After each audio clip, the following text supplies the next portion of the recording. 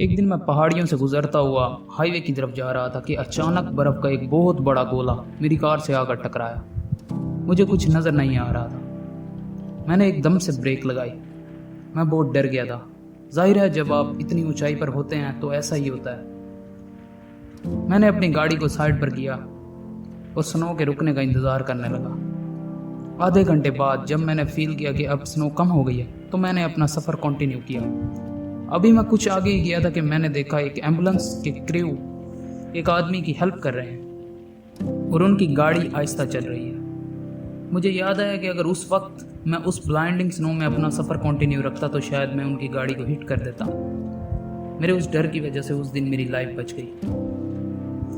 दोस्तों, कभी कभी हमारे इमोशंस हमें मजबूर करते हैं कोई डिसीजन लेने में। हमारे सारे इमोशंस हमें इंस्टेंट एक्शन, इंस्टेंट प्लान के लिए मजबूर करते हैं, चाहे आप लाइफ की किसी भी सिचुएशन में हो। असल में वर्ड इमोशन, जो कि एक लतीन वर्ब है जिसका मतलब है टू मूव, हमारी थ्रू आउट लाइफ में हमारा हर इमोशन एक यूनिक रोल प्ले करता है।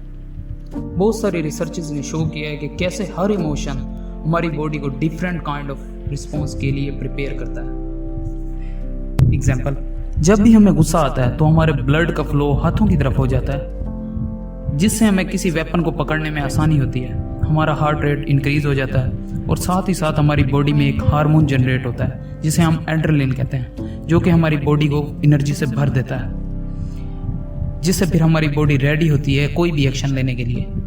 सिमिलरली, जब हमें किसी चीज़ से डर लगता है तो हमारा ब्लड पाँव की तरफ फ्लो करना शुरू कर देता है, जिससे हमें भागने में आसानी होती है। इसी तरह हैप्पीनेस, लव और इसी तरह के दूसरे इमोशंस इंपॉर्टेंट रोल प्ले करते हैं हमारी लाइफ में।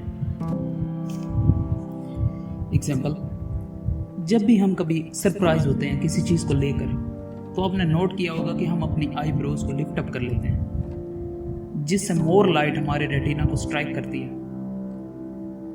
रेटिना बेसिकली हम थिन लेयर को कहते हैं, जो कि हमारी आई की बैक साइड पे होती है।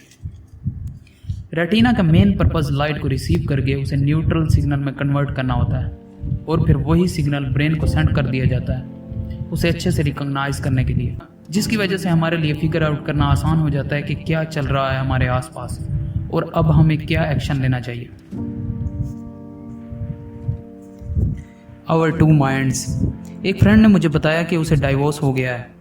एक पेनफुल सेपरेशन उसके और उसके हस्बैंड के दरमियान। उसके हस्बैंड को किसी और लड़की से मोहब्बत हो गई है, जो कि उसके साथ ऑफिस में काम करती थी।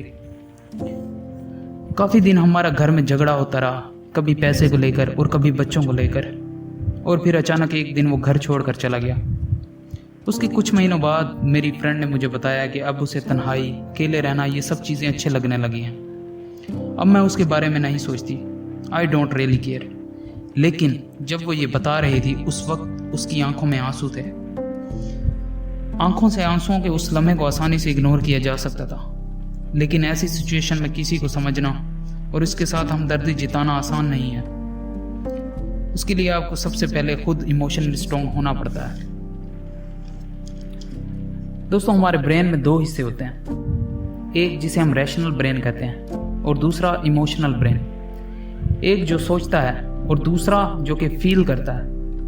रैशनल माइंड हमारा लॉजिकल माइंड होता है, जो कि हमें सोच समझकर डिसीजन लेने में हेल्प करता है, और दूसरी तरफ इमोशनल माइंड इलॉजिकल माइंड होता है, जो कि हमें इमोशंस की बेस पर डिसीजन लेने में फोर्स करता है। बस इतना याद रखें, जितना आप किसी सिचुएशन में इंटेंस फील करते हैं, इमोशनल माइंड उतना ही डोमिनेंट होता जाता है। इमोशनल हाईजैकिंग, ये 1963 की एक दोपहर थी, वही सेम दिन जिस दिन मार्टिन लूथर किंग ने अपनी speech I have a dream दी थी। रिचर्ड रोबलेस, जो कि एक बहुत बड़ा चोर था, वही चोर जिसे 100 से ज़्यादा घरों को तबाह करने के केस में 3 साल की सज़ा हुई थी, अब वो रिहा हो चुका था और वो अब पिछला सब कुछ छोड़ने का फैसला कर चुका था। लेकिन जब उसे अपनी 3 साल बेटी के लिए पैसों की ज़रूरत पड़ी तो उसने एक और चोरी करने का इरादा किया। जो अपार्टमेंट इसने चोरी करने के लिए इंतखाब किया था उसमें 2 यंग वुमेन रहती थी। 21 साल जेनिस, जो कि एक मैगजीन की रिपोर्टर थी, और 23 साल एमिली, जो कि हाई ग्रेड स्कूल टीचर थी। ये अपार्टमेंट 3rd फ्लोर पे था। रोबलस ने सोचा कि कुछ नहीं होगा, लेकिन जब वो वहाँ गया तो जेनिस घर में पहले से ही मौजूद थी। रोबलस ने उसे चाकू से डरा कर बांध दिया। जब वो घर से बाहर निकल रहा था उसी वक्त एमिली भी घर आ गई। रोबलस ने उसे भी बांध दिया। रोबलस ने बताया कि जब वो उन्हें बांध रहा था तो उस टाइम जेनिस और एमिली वार्न किया कि वो बच नहीं पाएगा, और ये भी कहा कि उनको रोबलस का चेहरा याद है और वो पुलिस की मदद करेंगी उसे ढूंढने में। रोबलस, जिसने अपने आप से प्रॉमिस किया था कि ये इसकी लास्ट चोरी है, ये उसकी आखिरी चोरी है, ये सुनकर वो पैनिक हो गया। उसने गुस्से में सोडा बोतल उठाई और उस औरत के सर पे मारी, जिससे उसकी डेथ हो गई।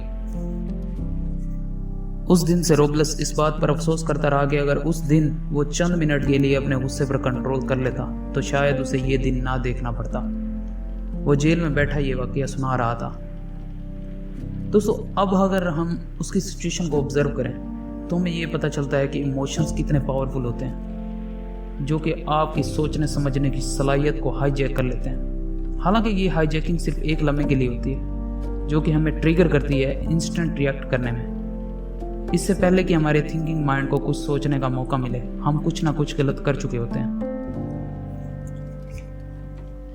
दोस्तों, इन स्टोरी से आप अंदाज़ा लगाएं कि इमोशनल इंटेलिजेंस का होना हमारे अंदर कितना ज़रूरी है। चाहे आप स्टूडेंट हों या फिर आप प्रोफेशनल लाइफ में हों, इमोशनल इंटेलिजेंस का होना बहुत ज़रूरी है। दोस्तों, ये थी बस कुछ अमेजिंग बातें जो कि एक बहुत ही अच्छी book emotional intelligence bye Daniel Goleman, इससे आपको बताई हैं।